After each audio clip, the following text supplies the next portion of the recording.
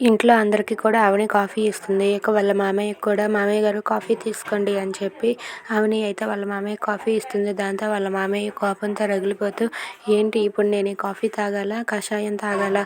నాకు ఈ కాఫీ చూస్తేనే ఒళ్ళు మండిపోతుంది. ఇక్కడి నుండి వెళ్ళిపోమని చెప్పు పల్లవి" అని చెప్పి అక్షయ్ వాళ్ళ నాన్న అయితే ఇంట్లో గట్టిగా అరుస్తూ ఉంటారు. అది చూసి అవని అయితే ఒక్కసారిగా షాక్ అయిపోతుంది. ఏంటి మామయ్య గారు ఇలా మాట్లాడుతున్నారు అని చెప్పి అనుకుంటూ ఉంటుంది. ఇక అతను అవనిని అలా అనడంతో అక్షయ్ వాళ్ళు కూడా చూసి ఒక్కసారిగా షాక్ అయిపోతారు.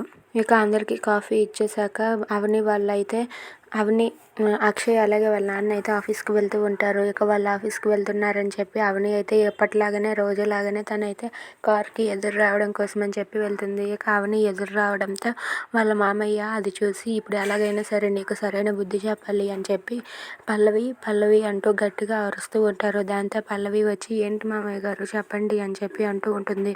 పల్లవి ఇక మీద నేను ఎక్కడికైనా బయటకు వెళ్తే నువ్వే ఎదురురా, ఇంకెవరు ఎదురు రావడానికి వీల్లేదు అని చెప్పి అంటూ ఉంటారు. దాంతో పల్లవి సరే మామయ్య గారు అని చెప్పి అంటూ ఉంటుంది.